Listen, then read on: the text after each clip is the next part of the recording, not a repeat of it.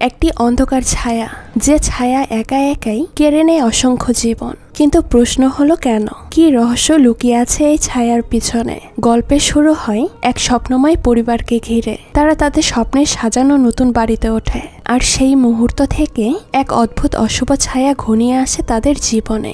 এই ছায়ার নাম শাওরি, যে নীরবে ধীরে ধীরে পুরো পরিবারের ওপর ভয়ঙ্করভাবে প্রভাব বিস্তার করে।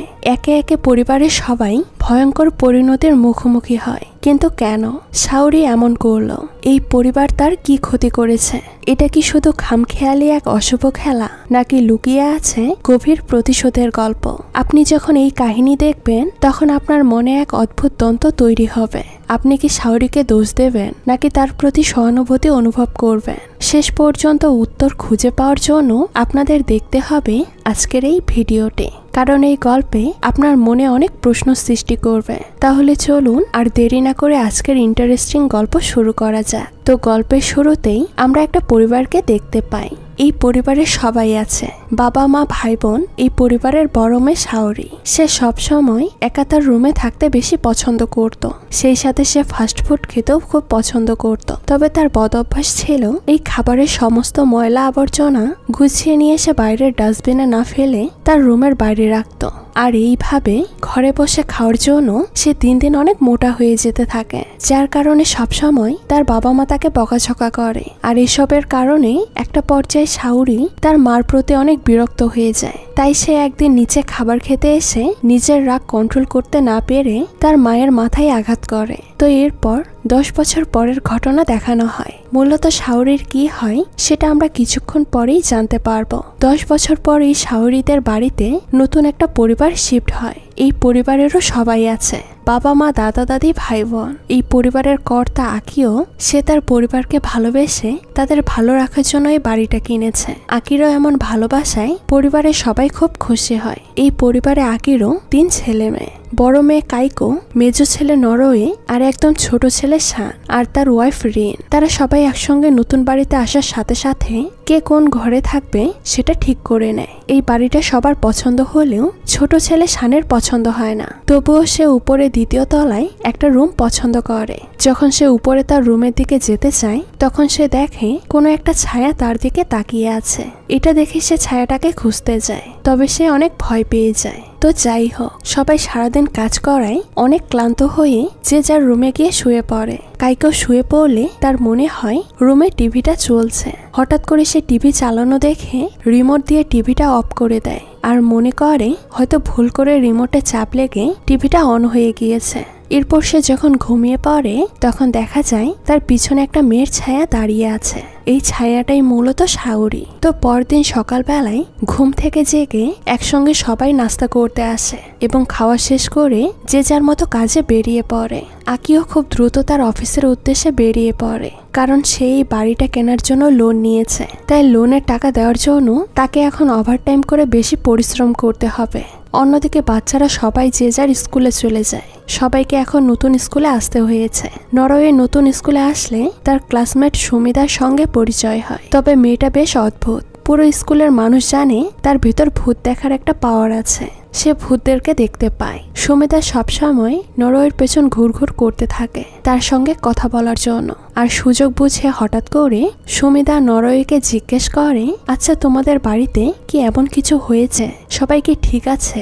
হঠাৎ করে এমন প্রশ্ন শুনে প্রথমে নরওয়ে একটু অবাক হয়ে যায়। সেই সাথে তাকে আরো পরামর্শ দিয়ে বলে, তোমরা দ্রুত ওই বাড়ি থেকে বেরিয়ে যাও, নয়তো তোমাদের সমস্যা হতে পারে। কিন্তু তার এই কথাগুলো নরওয়ে তেমন পাত্তা দেয় না। নরওয়ের মনে হচ্ছিল সুমিদা হয়তো তার সঙ্গে মজা করছে। তবে প্রথম দেখাতে সুমিদা নরওয়েকে অনেক ভালো লাগে, আর সে তার প্রেমে পড়ে যায়, যার কারণে সে চাইছিল না যে নরওয়েদের কারো কোনো ক্ষতি হোক। এরপর রাতে সবাই বাড়ি ফিরে আবারও যে যার রুমে ঘুমোতে যায়। তখন কাইকোর মনে হয় কোনো একটা ছায়া তার রুমে ঘুরঘুর করছে। তবে হঠাৎ করে আবারও আছে তার রুমের টিভিটা চালু হয়ে যায়। এটা দেখে সে বুঝতে পারে না আজকে টিভি অন করলো। গতকাল হয়তো তার ভুল হতে পারে, কিন্তু আজ তো আর কোনো ভুল হয়নি। এটার জন্য সে বেশ ভয় পায়। আজ রিমোট দিয়ে যখন সে আবারও টিভিটা অফ করতে যায়, তখন শাওরির ভূত এসে কাইরোর হাত চেপে ধরে তাকে টিভি বন্ধ করতে বাধা দেয়। এমন পরিস্থিতিতে কাইরো জোরে চিৎকার করতে শুরু করে দেয়। তখন নিচের রুমে দেখা যায় শানরা দুই ভাই বোন ঘুমিয়েছিল। তখন নরওয়ের পাশ থেকে শান চুপি চুপি একা উঠে বাইরে আসে। প্রথমে শান নরওকে ডেকেছিল, কিন্তু সে ঘুম থেকে না ওঠায় শান একাই বাইরে বের হয়। নিচে আসতেই শান দেখে কাইকো তার দিকে একভাবে তাকিয়ে আছে আর খুব অদ্ভুত রকমের আচরণ করছে। একা একা নিজে নিজেই কথা বলছে। তখন শান নরওয়ের কাছে এগিয়ে এসে জিজ্ঞেস করে, তোমার কি হয়েছে? তখন কাইকো শানকে ধাক্কা দিয়ে নিচে ফেলে দেয় এবং সেই সাথে নিজের মাথা নিজেই দেয়ালে জোরে জোরে আঘাত করতে থাকে। শানের চিৎকারের আওয়াজে পরিবারের সবাই ঘুম থেকে উঠে যায়। সবাই দৌড়ে বাইরে আসে, তবে কেউই বুঝে উঠতে পারে না হঠাৎ করে কাইকো এমন আচরণ করছে কেন। সে তার ছোট ভাইকে এইভাবে কেন ঠেলে ফেলে দিয়েছে। মূলত কাইকোকে শাওরের ভূত পজেস করে নিয়েছিল, আর এই বিষয়টা শানও বুঝতে পারেনি। তবে কাইকোর আশেপাশে শাওরের ভূত তার দাদি দেখে ফেলে। মূলত কাইকোর দাদি হারুর তান্ত্রিক শক্তি ছিল। সে কোনো অশুভ শক্তি, ভূত এসব দেখতে পারত, কিন্তু তার স্মৃতিশক্তি বয়স হওয়ার সাথে সাথে খুব দুর্বল হয়ে যায়, যার কারণে সে কোনো জিনিস দেখলে মুহূর্তের ভেতর ভুলে যায়, মনে রাখতে পারে না। তো পরের দিন সকালে নরওয়ে স্কুলে আসলে তার সঙ্গে সুমিতা আবারও দেখা করতে আসে। আর তখন সুমিতা নরওয়েকে দেখে অনেক ভয় পেয়ে যায়, কারণ সে নরওয়ের পেছনে শাওরের ভূত দেখতে পাচ্ছিল, যার কারণে সুমিতা নরওয়েকে খুব সাবধানে থাকতে বলে, সবকিছু বুঝিয়ে বলে। সে বলে, আমি তোমার পেছনে একটা মেয়ের কালো ছায়াকে দেখতে পাচ্ছি, যে কিনা খুবই ভয়ঙ্কর, যে কোনো মুহূর্তে তোমার খুব বড় ধরনের ক্ষতি করে দিতে পারে। তাকে দেখে মনে হচ্ছে সে অনেক রেগে আছে। তাছাড়া এই ভূতটা তোমার পুরো পরিবারেরও ক্ষতি করতে পারে। সুমিতার মুখে এমন অদ্ভুত কথা শুনে নরওয়ের বেশ খারাপ লাগে, কারণ তারও ওই বাড়িটাকে ঘিরে বেশ কিছু প্রশ্ন এখন মনে জাগতে শুরু করেছে। কালকে রাতের ঘটনার জন্য নরওয়ের মনটা ভীষণ খারাপ। এদিকে রাতে সবাই একসঙ্গে খাবার খাওয়ার সময় কাইরোর বাবা মা তাকে জিজ্ঞেস করে, তুমি কাল শানকে কেন এইভাবে মেরেছ? কিন্তু দেখা যায় কাইকোর কালকের রাতের ঘটনা কোনো কিছুই মনে নেই। এসব কথা বলতে বলতে হঠাৎ কাইকো সেখানে বমি করতে শুরু করে দেয়। এমন পরিস্থিতি দেখে তার মা রিন বমি সাফ করতে আসলে কাইকো রিনের মাথায় বমি করে দেয়। এসব কিছু কি কারণে হচ্ছিল সবকিছুই কাইকোর তাতে বুঝতে পারছিল, কিন্তু তার অসুস্থতার কারণে সে কোনো কিছুই মনে রাখতে পারে না। এরপর রাত হলে হঠাৎ করে আকিরও ঘুম ভেঙে যায়, আর সে তার বাচ্চাদেরকে দেখার জন্য রুমে আসে। তখন দেখতে পায় কাইরোর রুমে টিভি চলছে। আকিও বুঝতে পারে না এত রাতে কাইকো টিভি দেখছে কেন। আকিও রুমের কাছে এসে দেখতে পায় রুমটা পুরো এলোমেলো অবস্থায় পড়ে আছে, আগে যেমনটা শাওরের রুমের অবস্থা ছিল। শুধু তাই নয়, আকিও বুঝে উঠতে পারে না কাইকো একা এত সব খাবার কি করে খেল। মূলত কাইকোকে শাওরের ভূত পজেস করে সেই রুমটাতে দখল করেছে। এই রুমটা একটা সময় শাওরের ছিল, তাই শাওরি আগে কাইকোকে বশ করেছে। তো যখন আকিও রুমের ভেতর ঢুকে তার মেয়েকে ডাকতে যাবে, তার আগে শাওরি কাইকোর উপর অ্যাটাক করে তাকে সেখানে মেরে ফেলে। তো পরদিন সকালে সবাই ঘুম থেকে ওঠে আকির লাশ পেয়ে অনেক হতবাক হয়। এই পরিবারের একমাত্র রোজগার করার অভিভাবকটাই আজ মারা গিয়েছে। এই ঘটনায় পুরো পরিবার ভেতর থেকে ভেঙে পড়ে। আকিরও ফিনারেলের অনুষ্ঠান শেষ হলে সবাই নিজেকে সামলে নেওয়ার চেষ্টা করে। এখানে জানা যায় হারু খুব ভালো একজন তান্ত্রিক, শুধু তাই নয় ভালো একজন কুংফু ফাইটার। পরিবারের বাকি সবাইকে বোঝাতে থাকে, আমাদের এত সহজে ভেঙে পড়লে চলবে না, খুব শক্ত হয়ে পরিস্থিতির মোকাবেলা করতে হবে। আমাদের সামনে যে বিপদ আসুক না কেন আমরা সবাই মিলে সেটাকে মোকাবেলা করব। হারুর কথা শুনে সবাই অনেক খুশি হয়, নিজেদের ভেতর বেশ অনেকটা সাহস ফিরে পায়। কিছুক্ষণ পর কাইকো উপরে এসে তার রুমে গিয়ে অনেক কান্নাকাটি করতে থাকে, কারণ সে বুঝতে পারে তার ভেতর কিছু একটা পরিবর্তন এসেছে। সে একটা ভূতের অন্ধকার ছায়া দেখতে পায়। এই ছায়াটা সে ছাড়া আর কেউই দেখতে পায় না, এবং সে এই কথাটা কাউকে বলেও বোঝাতে পারবে না। পরের দিন স্কুলে এসে নরওয়ে সুমিতার কাছে জিজ্ঞেস করে, তুমি কি সত্যি আমার পেছনে ছায়া দেখেছো? কে ওই ছায়া, আর কেনই বা আমাদের পুরো পরিবারের সে ক্ষতি করতে চায়? তখন সুমিতা নরওয়েকে বলতে থাকে, তোমরা জানতে না এই বাড়িটা শাওরি নামের একটা মেয়েদের ছিল। ছোটবেলা থেকে শাওরিকে তার বাবা মা খুব অপছন্দ করত। একদিন শাওরিকে রেখে তার বাবা মা ওই বাড়ি ছেড়ে চলে যায়। মূলত শাওরি মারা গিয়েছিল। আশেপাশের লোকজন এখনো বিশ্বাস করে শাওরির আত্মা এই বাড়িতে আছে, আর তাছাড়া শাওরি পছন্দ করে না তার বাড়িতে কেউ আসুক, সে একাই এই বাড়িতে থাকতে চায়। তাই আমি তোমাদের ভালোর জন্য বলছি, এখনো সময় আছে। তোমরা সবাই বাঁচতে চাইলে এই বাড়ি ছেড়ে দিয়ে অন্য কোথাও চলে যাও। এসব কথা শুনে নরওয়ে শাওরির সম্পর্কে এসব কথা ধীরে ধীরে বিশ্বাস করতে শুরু করে। সেই সাথে নিজেদের জন্য ভীষণ ভয় পেতে থাকে। এরপর রাতে খাবার খাওয়ার সময় নরওয়ে তার পরিবারকে বোঝাতে থাকে, আমরা এই বাড়িটা ছেড়ে অন্য কোথাও তো চলে যেতে পারি, কিন্তু পুরো পরিবার এই বাড়ি ছেড়ে কোথাও যেতে চায় না। কারণ এই বাড়িটাতে উঠতে গিয়ে তারা অনেক ঋণ করে ফেলেছে, আর আগের বাড়িতে ফিরে যাওয়া সম্ভব না। ওই বাড়িটা তাদের জন্য অনেক ছোট। তাছাড়া এই বাড়িটা তার বাবার রেখে যাওয়া তাদের জন্য শেষ স্মৃতি। এই বাড়িটাকে তার বাবা ভীষণ পছন্দ করেছিল, তাই কেউ সেই স্মৃতি ছেড়ে যেতে চায় না। তখন দেখা যায় হারু উপর দিকে তাকিয়ে কিছু একটা খুব অবাক দৃষ্টিতে দেখতে থাকে। এদিকে কাইকোকে দেখা যায় সে নিচে খাবার খেতে আসে না। সে নিজের ঘরে বসে অনেক স্ন্যাক্স খেয়ে নিয়েছে। এখন সে ঘরে বসে টিভি দেখছে। আমরা গল্পের শুরুতে যেমনটা শাওরিকে করতে দেখেছি। তো পরদিন সকালে নরওয়ে ঘুম থেকে উঠে দেখে তার দাদা বাগানে হাত দিয়ে একা মাটি খুঁড়ছে। ওই সময় তার হাত দিয়ে অনেক রক্ত পড়ছিল। তার এই বিষয়টা দেখে খুব অদ্ভুত লাগে। তাই নরওয়ে তার দাদাকে নেওয়ার জন্য নিচে নেমে আসে। নরওয়ে বেচারা জানতো না শাওরির পরবর্তী টার্গেট তার দাদা। মূলত তার দাদাকে শাওরি পজেস করে নিয়েছে। তো হঠাৎ করে তার দাদাকে সবাই নিতে আসলে দেখতে পায় তার দাদা বাগানে মারা গিয়েছে। কি থেকে কি হয়ে গেল কেউ কোনো কিছু বুঝে উঠতে পারে না। অর্থাৎ এবারও শাওরির ভূত তার দাদাকে মেরে ফেলেছে। পরপর তাদের পরিবারের দুজনকে হারিয়ে তারা আর কোনো কিছুই বুঝে উঠতে পারে না। আর যার কারণে নরওয়ে এক পর্যায়ে স্কুলে যাওয়া ছেড়ে দিয়েছে। এই বিষয়টা সুমিতার বুঝতে পেরে নরওয়ের কাছে আসে আর তাকে এই সময়টাতে সান্ত্বনা দেয়। সুমিতা নরওয়েকে বলে, তুমি টেনশন করো না, আমি তোমার ঘরে যে ভূত আছে ওকে বোঝানোর চেষ্টা করব, যাতে তোমাদেরকে আর বিরক্ত না করে। এই কথা শুনে নরওয়ে সুমিতাকে তাদের বাড়িতে নিয়ে আসে। বাড়িতে আসার পর থেকেই সুমিতা অনেক ভয় পেতে থাকে। এমনকি সে শাওরি ছায়া দেখতে পায়। সে কারোর কোনো কথা শুনতে চায় না, শুধুমাত্র প্রতিশোধ নিতে চায়। শাওরি সুমিতাকে বলে যে এই বাড়িতে আসবে আমি তাকেই শেষ করে দেব। এক পর্যায়ে সুমিতা না পেরে সেখান থেকে দৌড়ে পালিয়ে আসে আর আবারও নরওয়ের সঙ্গে দেখা করে তাকে বলে, তোমাদের উচিত হবে ওই বাড়িতে না থেকে সেখান থেকে চলে যাওয়া। আমি ওর সাথে কথা বলে দেখেছি, কোনো লাভ হবে না। ওকে যতটা ভয়ানক মনে করেছিলাম ও তার থেকেও বেশি ভয়ানক। এসব কিছু শোনার পর নরওয়ে বাড়িতে ফিরে আসে। এখন সে বুঝতে পারে না তার এখন কি করা উচিত। তাই সে শানকে পাশে নিয়ে রাতে ঘুমিয়ে পড়ে। রাতে আবারও শান সেই দিনের মতো পানি খেতে নিচে নামলে তার সাথে গতদিনের মতো সেম সবকিছু হতে থাকে। অর্থাৎ গতদিন শাওরের ভূত যেমন বিরক্ত করেছিল ঠিক তেমন। তবে এবার শানের সঙ্গে খুব খারাপ কিছু হয়। শাওরি আকি আর তার বাবার সঙ্গে যা করেছে শানের সঙ্গেও ঠিক তাই করে।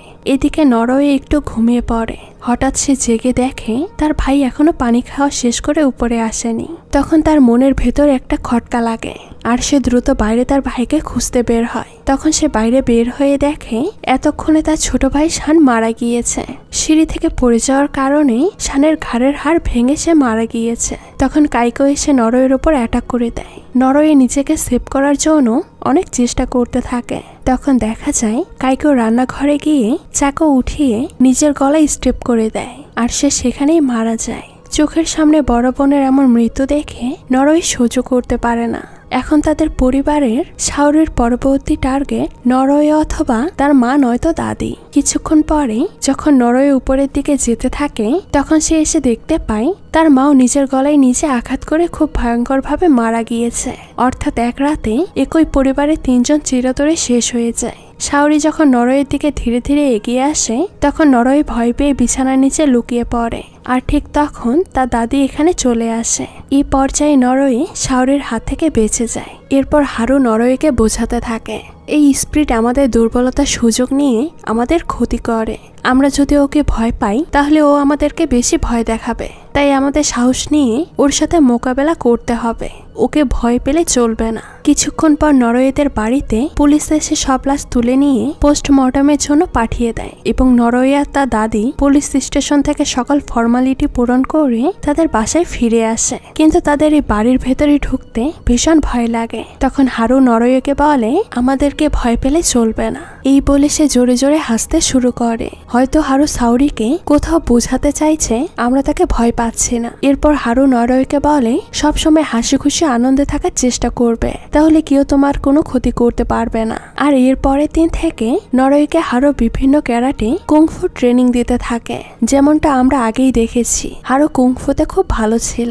এখন তাদের পরিবারে শুধুমাত্র হারু আর নরওয়ে বেঁচে আছে।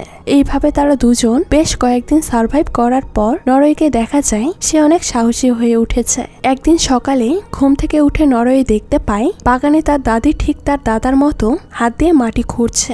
আর এটা দেখে নরওয়ের মনে পড়ে তার দাদিও হয়তো পজেস হয়ে গিয়েছে। তবে নরওয়ের ধারণা সম্পূর্ণ ভুল। হারু সেখানে কিছু একটা দেখে মাটি খুঁড়ছিল।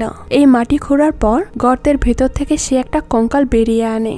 এটা মূলত শাওরের কঙ্কাল। এরপর বাড়ির ভেতর এসে হারু শাওরের মৃত্যুর ঘটনা খুলে বলে শাওরিকে তার বাবা মা মেরে ফেলে ওই গর্তের ভেতর পুঁতে রেখেছিল। সেই সাথে হারু নরওয়েকে বোঝায় আমরা যদি সবসময় ভালো থাকার চেষ্টা করি তাহলে এই আত্মা আমাদের কোনো ক্ষতি করতে পারবে না।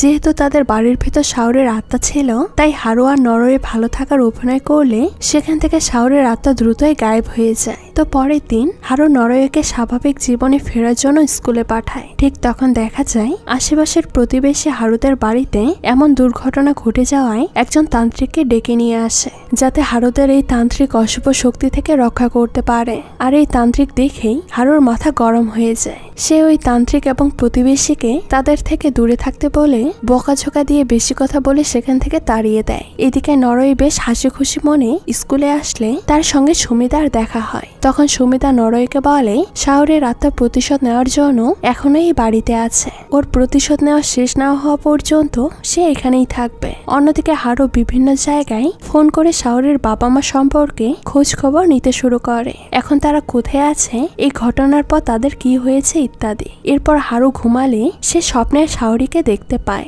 স্কুল শেষ করে নরওয়ে বাড়িতে আসলে তার দাদি জানায় আমাকে একটা কাজে বাইরে যেতে হবে, তুমি একা বাড়িতে থাকতে পারবে? তোমাকে রেখে যেতে আমার খুব টেনশন হচ্ছে। তখন খুব সাহস নিয়ে নরওয়ে বলে তুমি ভয় পেও না, তুমি কাজ শেষ করে আসতে পারো, আমি একাই বাড়িতে থাকতে পারবো, আমার কোনো সমস্যা হবে না। এ কথা শুনে হারু বেশ খুশি হয়, কারণ তার নাতি এখন অনেকটা তার মতো সাহসী হয়ে উঠেছে। মূলত হারু ঠিক করেছিল যদি সে শাওরিকে পুরোপুরি শেষ করতে চায় তাহলে আগে শাওরের পুরো কাহিনী তার জানতে হবে, নয়তো তাকে শেষ করা যাবে না।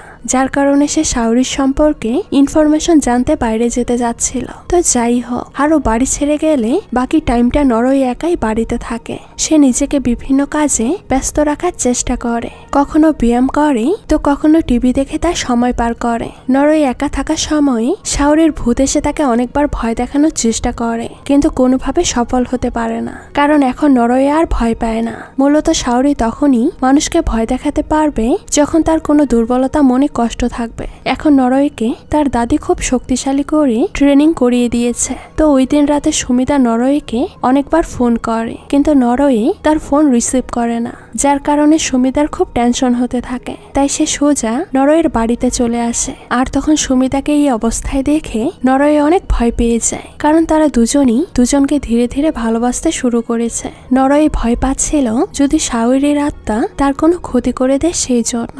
এর মধ্যে নরওয়ের ঘুম ভেঙে যায়। সে বুঝতে পারে সে এতক্ষণ স্বপ্ন দেখছিল, কিন্তু তবুও তার ভেতর থেকে সুমিতাকে নিয়ে টেনশন কমে না। তাই সে দৌড়ে কাঁদতে কাঁদতে বাইরে আসে। আর বাইরে আসতেই তার সঙ্গে হারু দেখা হয়। এই ঘটনাটা নরওয়ে হারুকে সম্পূর্ণ খুলে বলে। হারু বলে তুমি টেনশন করো না, এখন আর কোনো কিছুই হবে না, কারণ আমি চলে এসেছি। মূলত শাওরের ভূত জানতো তাকে কেউ ভয় না পেলে, মানুষটাকে দুর্বল করতে না পারলে সে কারোর ক্ষতি করতে পারবে না। তাই এমন একটা স্বপ্ন দেখিয়ে শাওরে নরওয়েকে ভয় দেখিয়েছিল, কারণ নরওয়ে তো সুমিতাকে ভালোবাসতো। তো তখন নরওয়ে দেখতে পায় হারু শাওরের বাবা মাকে ধরে নিয়ে এসেছে, কারণ শাওরের রাগ নরওয়েদের প্রতি নয়, বরং তার বাবা মার ওপর ছিল। সে তার বাবা মার ওপর প্রতিশোধ নিতে চায়। আজকে সবাই মিলে শাওরিকে মুক্ত করে দেবে। তো যাই হোক, হারু শাওরির বাবা মাকে ভেতরে নিয়ে তাদের উপর টর্চার করে জানতে চায় এই বাড়ির আসল রহস্য কি, কেন শাওরি সবার উপর এমন প্রতিশোধ নিতে চায়। তখন তারা ধীরে ধীরে সব সত্যি কথা বলতে শুরু করে। ছোটবেলা থেকে শাওরির বাবা মা তাকে পছন্দ করতো না, যার কারণে শাওরি বুঝতে পারে এই পৃথিবীতে তার আপন কেউ নেই। তাই সে নিজেকে একা ঘরের ভেতর সারাদিন আটকে রাখতো। সে টিভি দেখে আর খাবার খেয়ে তার সময়টা কাটাতো। এমন সময় সেখানে শাওরির ভূত এসে হাজির হয়। আর তখন জানা যায় শাওরির মৃত্যুর আসল রহস্য মূলত তার বাবা মাই তাকে মেরে ফেলেছিল। শাওরির বাবা তাকে খুব টর্চার করত। এমনকি শাওরি যখন ছোট ছিল তখন তার প্রাইভেট পার্টে আঘাত করে তাকে অ্যাবিউজ করত। এসব কারণেই শাওরি প্রচুর পরিমাণে জাঙ্ক ফুড খেত, যাতে তার শরীরে বিভিন্ন সাইড ইফেক্ট হয় আর তার বাবা যেন তার কাছে না আসতে পারে। কি হিংস্র আর ভয়ানক বিষয় ভাবা যায়। এক পর্যায়ে তারা শাওরিকে টর্চার করতে করতে মেরে ফেলে আর বাগানে তার লাশটা পুঁতে রাখে, যেমনটা আমরা আগেই দেখেছি। হারু বাগানের ভেতর থেকে শাওরির কঙ্কাল উদ্ধার করেছে। শাওরিকে মারার পর তার পুরো পরিবার এখান থেকে পালিয়ে যায়। আর তখন থেকে শাওরির আত্মা এই পুরো বাড়িতে ঘুরে বেড়াচ্ছে। তো শাওরির ভূত এসেই তার বাবার উপর অ্যাটাক করে তাকে সেখানেই মেরে ফেলে।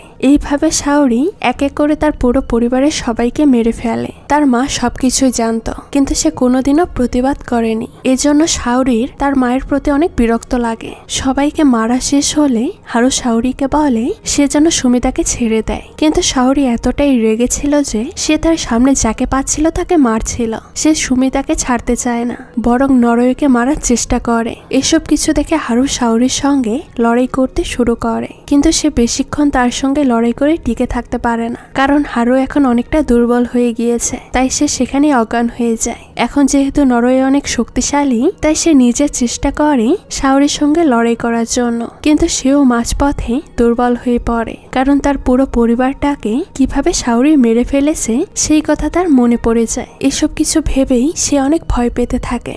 এক পর্যায়ে নরওয়ে নিজের ভেতর সাহস আনে এবং শাওরের ভয়টাকে জয় করে নেয়। এইভাবে কিছুক্ষণ লড়াই করার পর হারুরও জ্ঞান ফিরে আসে। সবাই মিলে তখন লড়াই করে শাওরিকে এখান থেকে হারিয়ে দেয়। আর শাওরির আত্মা এই বাড়ি থেকে পুরোপুরি মুক্তি পেয়ে যায়, কারণ তার প্রতিশোধ নেওয়া শেষ হয়ে গিয়েছে।